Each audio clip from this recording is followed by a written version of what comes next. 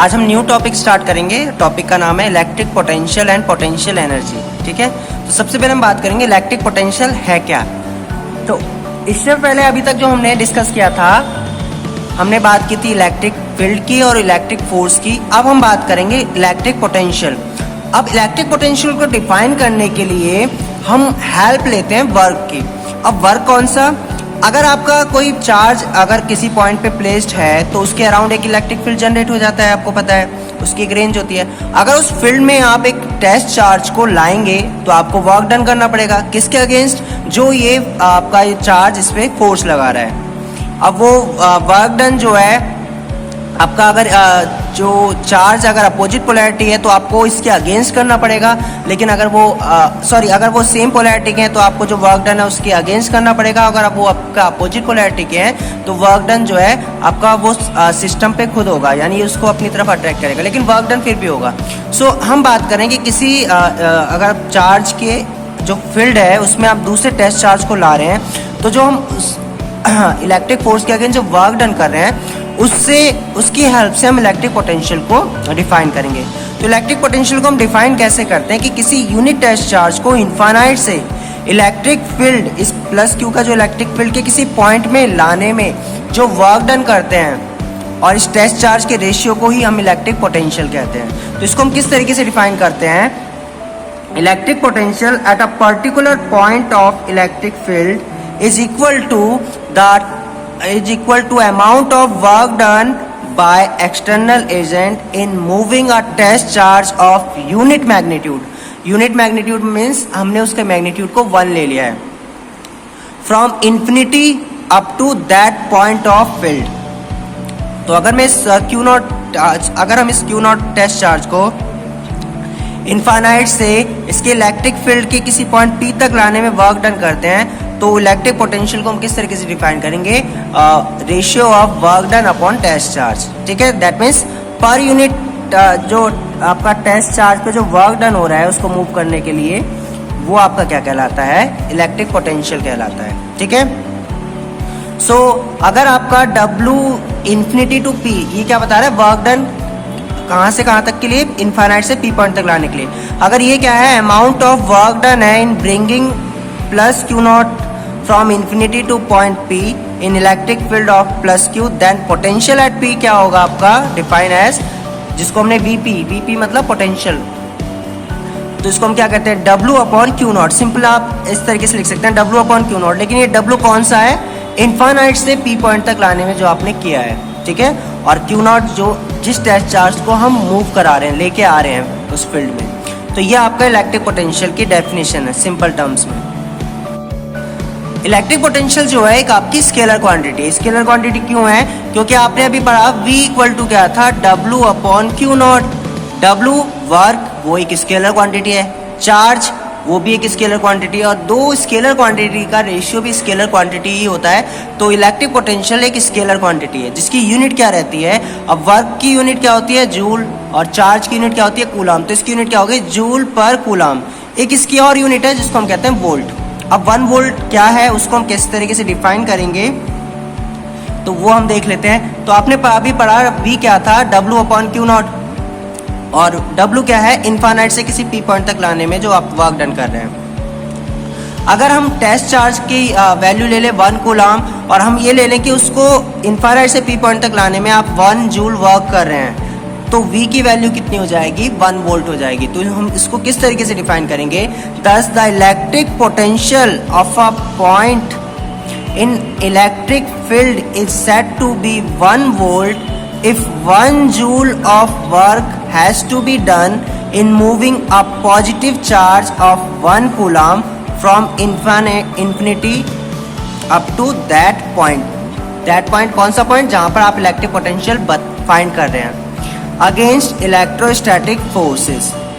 सो 1 volt आपका वो work है जो आपका वो 1 वोल्ट वो पोटेंशियल है, इलेक्ट्रिक पोटेंशियल किसी पॉइंट पे, जिस पॉइंट पे हम किसी 1 कूलाम चार्ज को लेके आ रहे हैं, और जो आप वर्क डन कर रहे हैं वो 1 जूल हो रहा है। ठीक है, अब कुछ आपका इंपॉर्टेंट पॉइंट्स देखते हैं हम। To define electric potential at a point, किसी भी पॉइंट पे इलेक्ट्रिक पोटेंशियल को डिफाइन करने के लिए in an electric field we have to choose a point whose electric potential is equal to 0 and such a point is known as reference point. Usually it is taken at infinity. Electric potential को किसी point पे define करने के लिए हम generally एक point consider करते हैं जहां पर इलेक्ट्रिक पोटेंशियल 0 होता है, और इलेक्ट्रिक पोटेंशियल कितना 0 कहां पर होता है, वो होता है आपका इन्फिनिटी पे। तो इन्फिनिटी पे इलेक्ट्रिक पोटेंशियल आपका 0 होता है, तो इन्फिनिटी पे के पॉइंट को हम कहते हैं रेफरेंस पॉइंट, ठीक है। और v इन्फिनिटी की वैल्यू 0 होती है। एक और बात आप याद रखेंगे, अगर इलेक्ट्रिक पोटेंशियल को हम एक तरीके से डिफाइन करें तो ये क्या है, इलेक्ट्रिक पोटेंशियल एक तरीके का बैरियर ही तो है।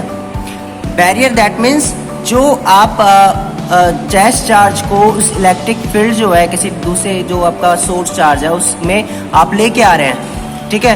तो अगर उस फील्ड के अंदर वो है तो वहां पर पोटेंशियल होगा। पोटेंशियल मतलब आपका वो एक बैरियर के अंदर है, वो बैरियर किसका है, सोर्स चार्ज का, ठीक है। तो इलेक्ट्रिक पोटेंशियल को हम इस तरीके से डिफाइन कर सकते हैं।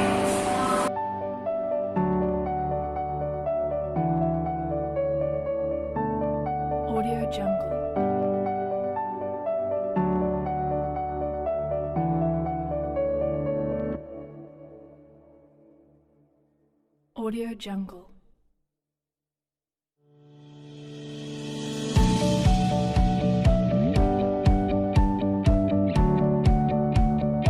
नेक्स्ट है आपका पोटेंशियल डिफरेंस। अब पोटेंशियल डिफरेंस अभी हमने पढ़ा इलेक्ट्रिक पोटेंशियल, अब हम बात करेंगे इलेक्ट्रिक पोटेंशियल डिफरेंस, या सिंपल टर्म्स में हम कह सकते हैं पोटेंशियल डिफरेंस।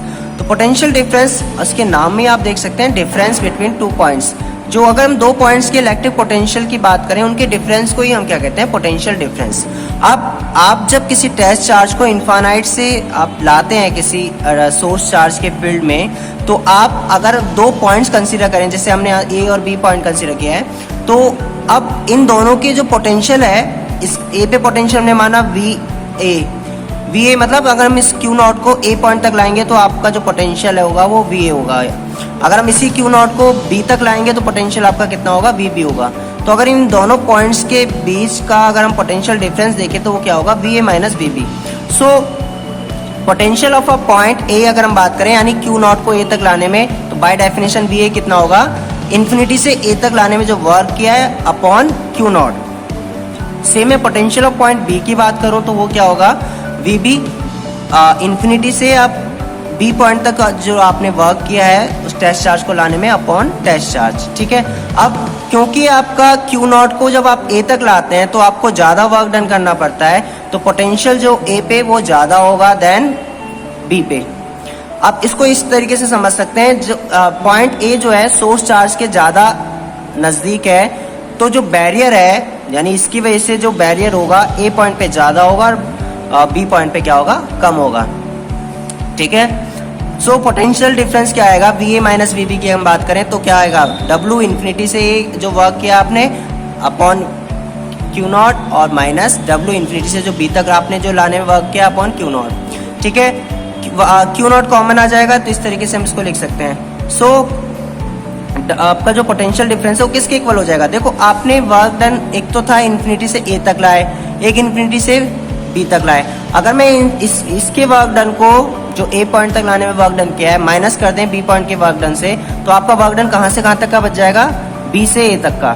सो वही हमने यहाँ लिखा हुआ है। सो डब्ल्यू क्या हो जाएगा, बी से ए अपॉन क्यू नॉट, या ये वाला जो इन दोनों का डिफरेंस जो है वो वर्क डन कौन सा हो जाएगा, बी से ए तक। सो पोटेंशियल डिफरेंस आपका ये हो जाएगा बाय डेफिनेशन। अगेन अगर मैं टेस्ट चार्ज को 1 कूलम ले लूँ then V A minus V B कितना हो जाएगा, डब्ल्यू बी से ए तक जो आपने वर्क डन किया है। दस potential difference between any two points of the electric field is equal to amount of work done in moving unit positive charge between those two points against electrostatic force। तो ये आपका potential difference है, और simple terms में हम इसको इस तरीके से भी लिख सकते हैं, V A minus V B equal to W upon Q naught, जहाँ डब्ल्यू जो है वो आपका बी से ए तक जो आपने वर्क डन किया है लाने में टेस्ट चार्ज को वो है, ठीक है। सो पोटेंशियल डिफरेंस आपका था V A minus V B equal to W upon Q naught. लेकिन अगर बी पॉइंट आपका इन्फिनिटी पे हो जाए तो VB की वैल्यू कितनी होगी, 0, क्योंकि मैंने आपको बताया इनफाइनाइट पे आपका जो पोटेंशियल है वो 0 होता है। उसको इस तरीके से समझ लीजिए, अगर कोई सोर्स चार्ज है उसकी वजह से जो बैरियर है इनफाइनाइट पे वो कितना रहेगा, 0 रहेगा, क्योंकि इसका जो है फील्ड का इफेक्ट इन्फिनिटी पे तो रहेगा नहीं। सो बैरियर क्या है वहाँ पर, 0 रहेगा। सो अगर मैंने VA की वैल्यू ले ली V, तो आपका पोटेंशियल डिफरेंस को अगर हम देखें तो पोटेंशियल जो आएगा V वो कितना आएगा, W/Q0, जो आपने अभी डेफिनेशन भी पढ़ी थी, ठीक है।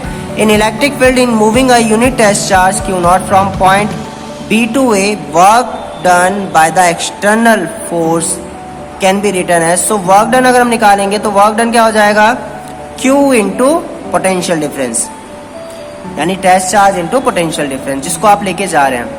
एक और बात, क्योंकि हमने बात की थी इलेक्ट्रिक फील्ड और इलेक्ट्रिक फोर्स वो कैसे होते हैं, कंजर्वेटिव होते हैं in nature, that means central force आपका जो होता है वो भी कंजर्वेटिव होता है। तो इलेक्ट्रिक फोर्स एक सेंट्रल फोर्स होता है, और सेंट्रल फोर्स के अंडर जो वर्क डन होता है वो केवल डिपेंड करता है इनिशियल और फाइनल पॉइंट्स पे, पाथ पे डिपेंड नहीं करता। सो इस केस में अगर हम वर्क डन देखें पॉइंट A से B तक ले जाने में, अलग अलग पाथ से अगर हम देखें टेस्ट चार्ज को ले जाएं, तो वर्क डन तीनों के केस में सेम रहेगा। क्यों, क्योंकि पॉइंट्स दोनों का सेम है, और दोनों के पॉइंट A और B के बीच का जो पोटेंशियल डिफरेंस है वो भी सेम रहेगा।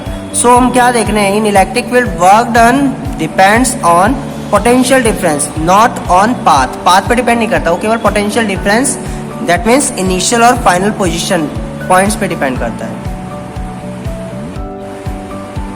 इन एन इलेक्ट्रिक फील्ड, चाहे वो आपका पॉजिटिव सोर्स चार्ज की वजह से क्रिएट हो, चाहे वो नेगेटिव चार्ज की वजह से आपका सोर्स चार्ज की वजह से क्रिएट हो, आपका positive charge moves from higher potential to lower potential. जो पॉजिटिव चार्ज है वो आपका मूव किस डायरेक्शन में करेगा, जिस डायरेक्शन में आपका लोअर पोटेंशियल है, तो उसके जो मूवमेंट होगी वो हायर पोटेंशियल से लोअर पोटेंशियल की तरफ होगी। जबकि जो नेगेटिव चार्ज है वो आपका लोअर से हायर पोटेंशियल की तरफ मूव करता है, ठीक है।